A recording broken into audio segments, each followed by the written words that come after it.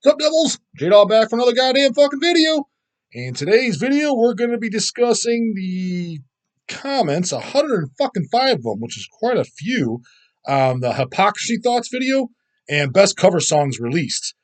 And so there's 757 views on this video that was posted 9 days ago. That's how many fucking days I'm behind. So we see this one, like, the 9 days, so whatever, I do a video every day, so there's another 8 or 9 videos after this one, right? To go through the shit. I saw some on the ones after this one that I yet to do that I saw some good questions in there too. I'm like, oh, fuck, this could be a good one. But I was like, when I get to it, I get to it. That way it gives me plenty of motherfucking material. Anyways, I don't know why there's so many goddamn comments on this. I kind of skimmed through them and I see people giving their opinions on their best favorite cover songs. So I stopped it. I went down through about the first 5 comments. Well, let's go there. I mean, fucking, we'll see what else is in there. 105. There's going to be plenty of motherfucking talk about. So without any further fucking ado, let's get right into it. Because goddamn, there's going to be a lot left out. 105, that's quite a few. Might as well Thea 666. Nunslaughter covering Running Wild is one of my favorite covers. It's funny you say that because that is one of mine too, and I kind of forgot about it.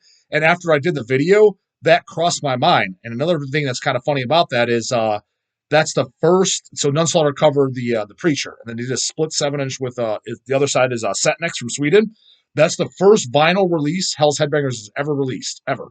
The first LP was Evil Incarnate, but the very first vinyl we did was a 7-inch vinyl because they're cheaper to do. You know what I mean? And we were just kids. I mean, like when that came out, I was like 17 or something.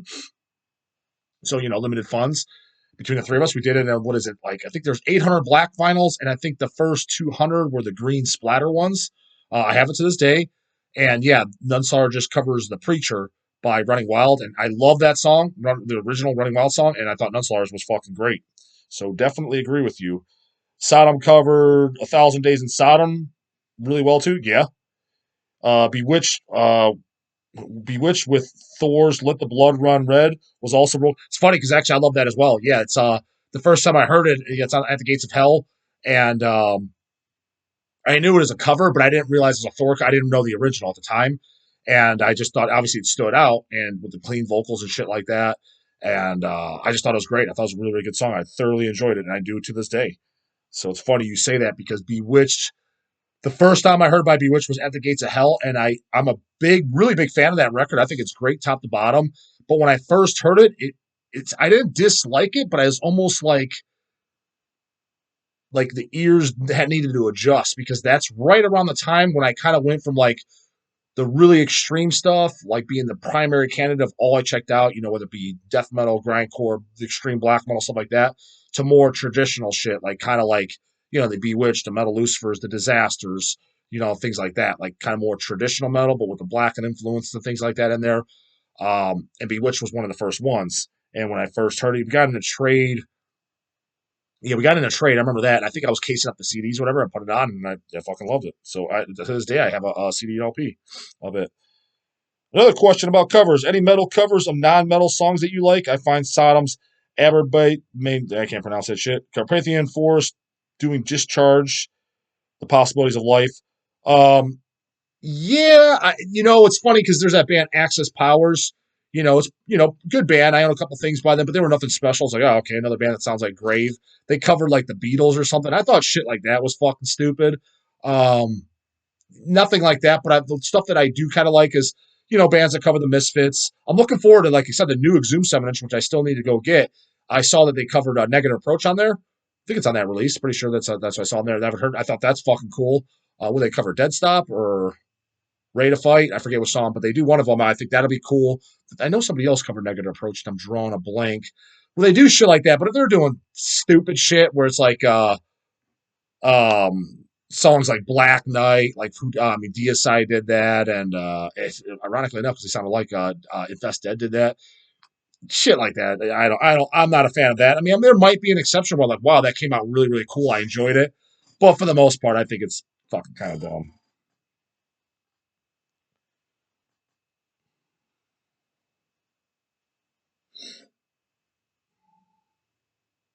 From Human Brisket, the Bee Gees cover that Dead Infection does is hilarious. I can't even know if I even heard the Dead Infection cover of the Bee Gees because the stuff by Dead Infection I really like because I'm a big fan of the first album and the first 2 demos. What Start Human Slaughter and the other one. I got LPs of both. The one with all the entrails on it, and the other one with the big fucking like dead rotting stump.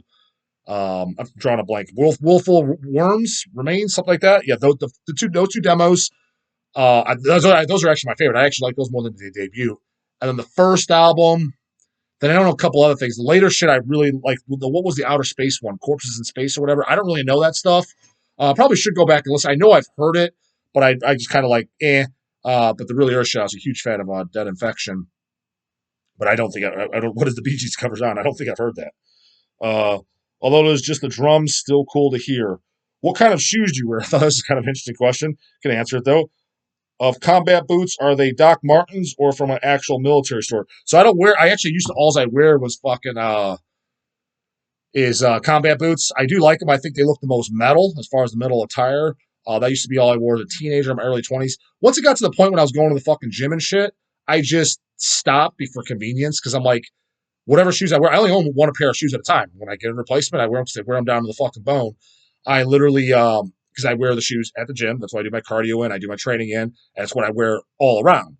So when it got to the point where, okay, now, going to the gym, I got to change these fucking combat boots, put them in the locker, bring another pair of shoes. I don't know. It just feels like I'm being a fucking like a girl. You know what I mean? Change it, like, let me change it to my fucking, my high heels. You know what I mean? It's just, I don't know. It's convenience and just seems kind of gay as fuck. So I just keep shoes. What do I don't know. I don't know what the fuck am I wearing. I think my wife bought these for fucking Christmas or something. It was the same pair. They got to be black though. I don't like these white stripe shit and fucking Air Jordans. These are these Under Armour? It's got the little fucking, yeah, whatever the fuck these are. Black as fuck though. They got to be death black. I ain't wearing no hippie ass fucking bullshit. So that's what I wear. Nothing fancy. RJCJ Rock. Question. Question. We started a question by fucking telling me something. My fave non-metal band is Nirvana. I was wondering, what do you think of them? Oh, okay, makes sense. P.S. Rest in peace, Kurt Cobain. Personally, not a Nirvana fan at all. And it's funny because like maybe about 8 years ago, 9, 10 at the most, I kind of found out there's some people in the metal scene that, not a ton of people, but a handful of people, they like Nirvana. Like people all surprised me. Like, really, you like Nirvana? I always fucking hated them. I thought that shit was like, I don't know, I just didn't like it. I will say this, when I was in middle school, there was in the cafeteria, there was a jukebox. Kind of crazy thinking about it because most schools don't have that or whatever. It was like, it's funny because Eric and Chase, when they first went to the school, they were the very first year. And then there was this big wall and you had to sign your name on it and shit like that. They signed it. So it was, I don't know, it's 20 years ago. Blah, blah, blah. Actually, no, more than 20 years ago for sure.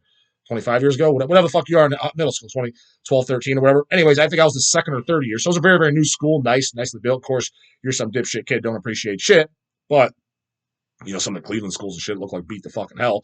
Kind of got nice in this new facility. Anyways, in the cafeteria, they had this fucking jukebox. And every single day, without fucking fail, somebody, I don't know if it's the same kid or I don't think it was the same person, they would play Nirvana, Smells Like Teen Spirit. They would always play that song. So I heard that from 6th grade, 7th grade, and 8th grade, because those were the three grades that went up to the school I went to. It's called AI Root Middle School. I heard that 5 days a week anyways, Monday through Friday, literally every single day without fucking fail at lunchtime. I heard that song. Now, I will say this, that song is actually pretty good. It is for what it is. I mean, I'm not going to go buy a 7-inch single or nothing like that, but it's a pretty good song. It's kind of like a mainstream, kind of catchy / heavy song for the regular society, I guess. You know what I mean? I could see, I think that song's better than fucking Van Halen, personally. I know people are going to say, not the guitar working up like that. Eddie Van Halen's greatest guitar player ever. Again, I just think fucking David Lee Roth's voice is literally nails on a fucking chalkboard. So I like it better than that. So I thought that song's pretty good. Definitely overheard it, because like I said, I heard it every single day. The rest, I think I have only heard a handful of Nirvana songs. I've heard ones where I'm like, I never heard this song. This is Nirvana. And I just thought it was fucking horrible. I'm like, this is weak as shit. I was like, this doesn't sound anything like Smells Like Teen Spirit. I was like, this is horrible. So for the most part, I thought it was junk.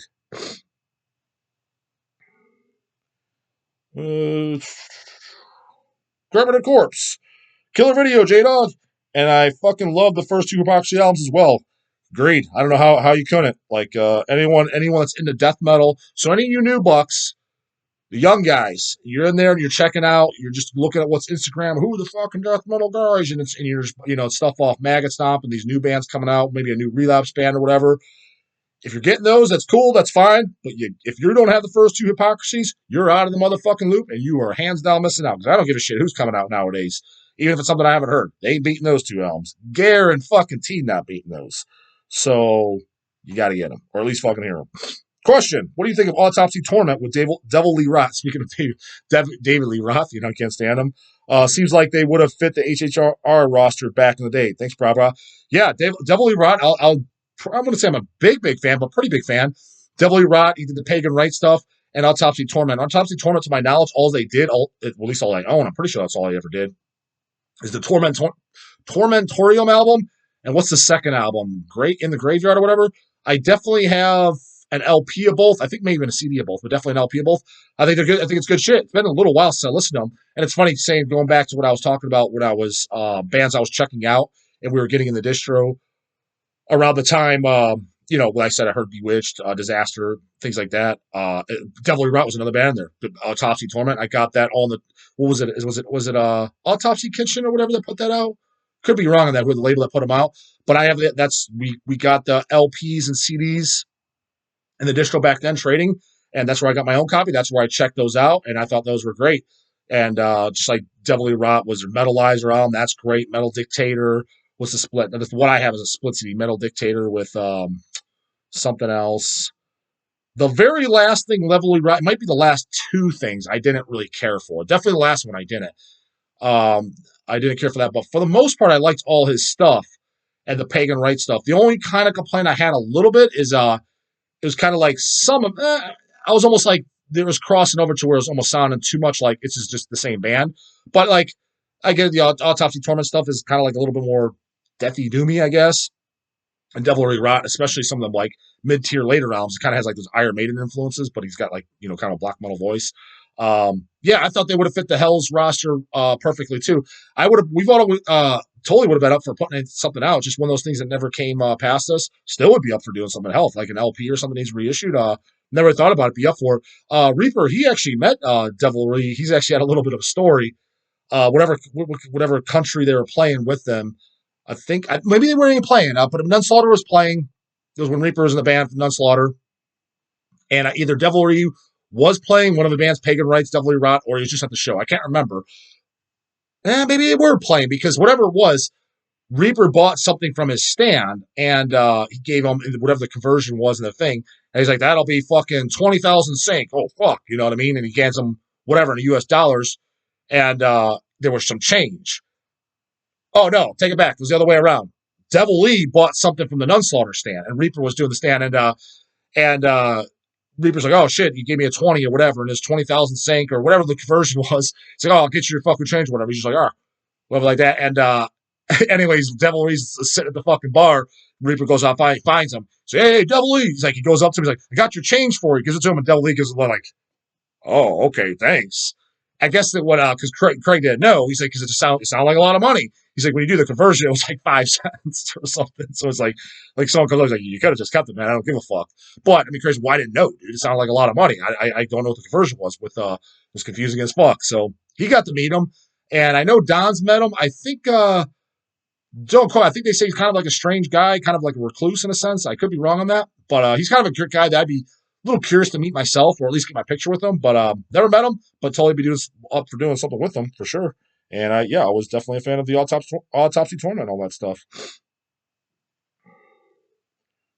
Vincent Flitcroft sitting there saying about the Gateway to Hell Slayer covers. Yeah, actually, as a matter of fact, speaking of that Gateway to Hell, they did have a lot of good Slayer covers, and another great Sadistic Intent, Necrophiliac. For starters, the Slayer's Necrophiliac song, that's one of my favorite Slayer songs. And Sadistic Intent's cover that I thought it was is really good. Top notch.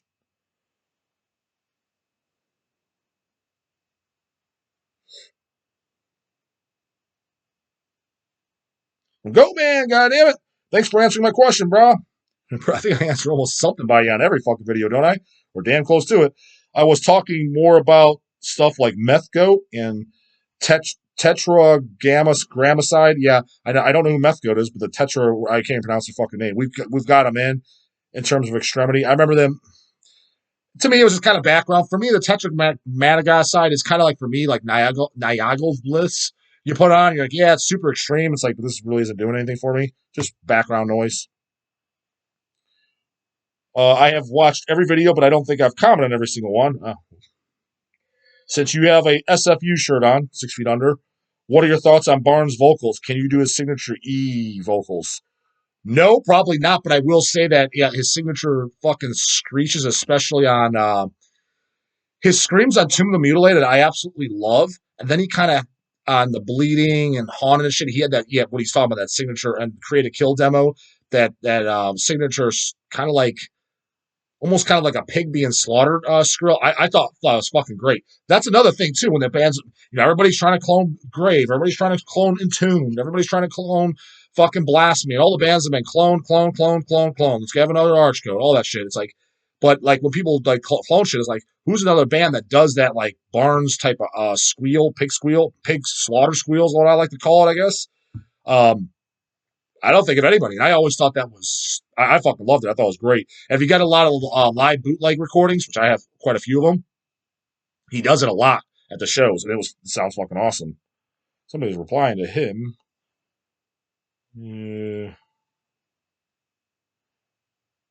Yeah, people just kind of, nothing eventful to say. They're commenting on his comment, but nothing worth really reading off.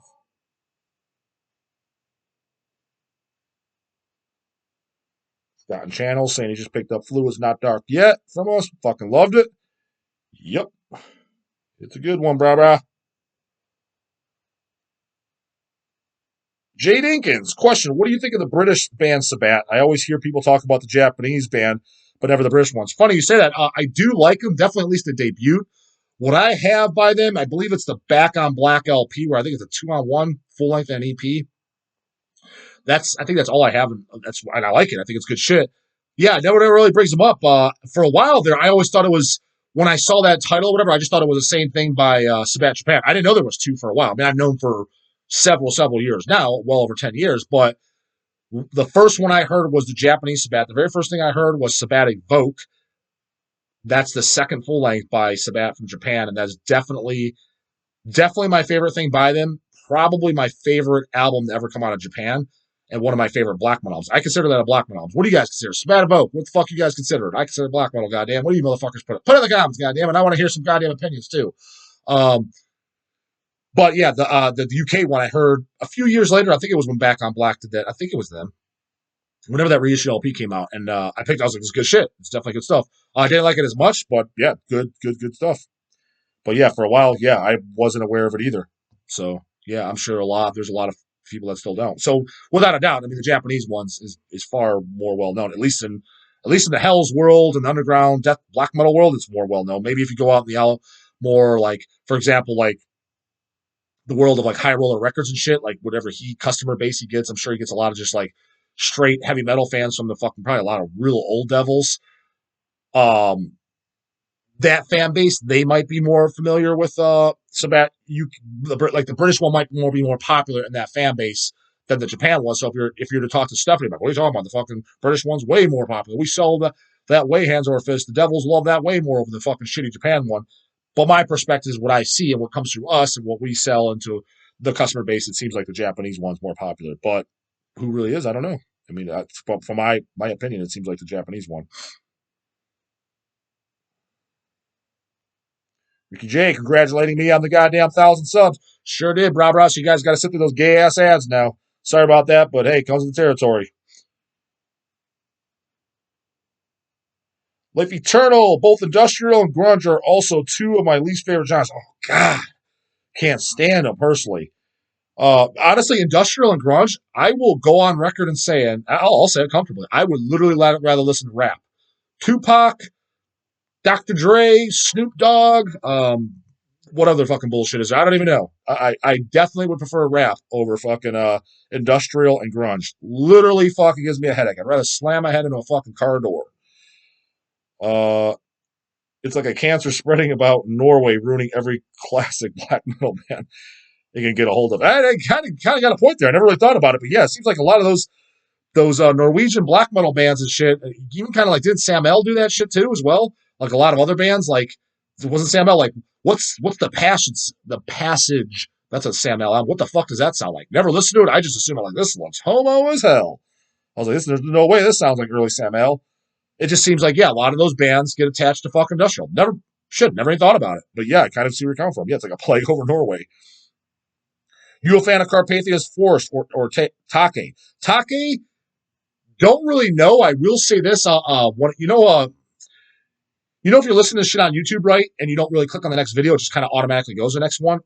This is recently too, maybe like 3 months ago. A Take song popped up, and so I checked. I was, what was this Take? And I was like, oh, Take. So I never actually officially listened to it. Maybe I did listen to LP in the shop.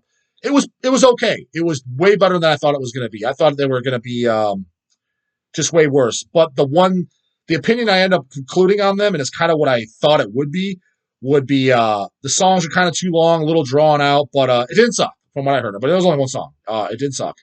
And Carpathian Forest, what's funny about Carpathian Forest? They're hit or miss.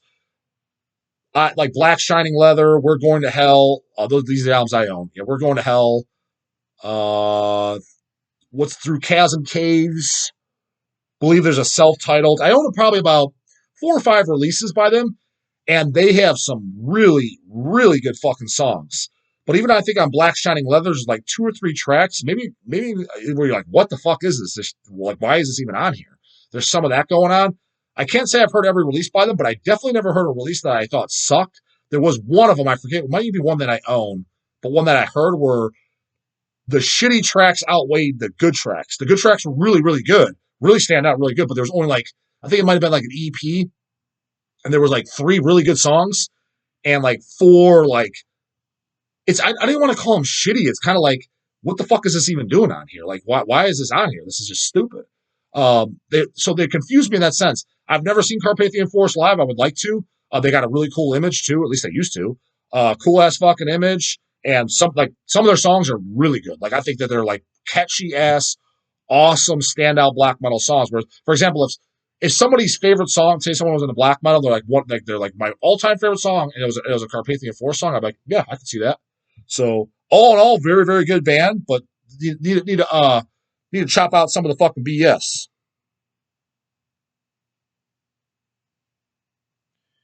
From Versuvia Corpse Flower, J-Dog, definitely give Fear Factory Concrete or Soul of a New Machine and listen to something.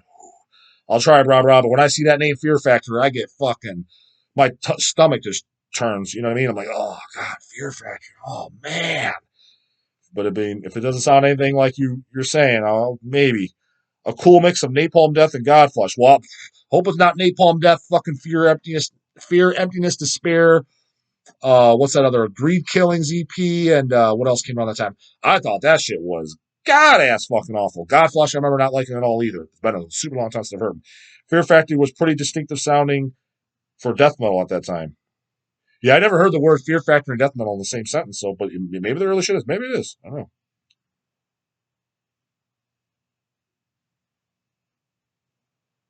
And you know what, guys? Now that we're at 23 minutes, I'm not seeing too many other questions here. I'll scroll through more in case I missed anything. I'll make another video on. But cut it off fucking here, because yeah, definitely, like I said multiple times, I want to keep these videos under 30 minutes. So yeah, that's it for this one. I'll scroll through them off camera and see if there's any other questions. In case if there's anything like really good, I'll answer it on another fucking video. So that's it, devils. Keep the questions goddamn coming. Leave them in the comments like you always do, and I'll see you on the fucking next one. Later.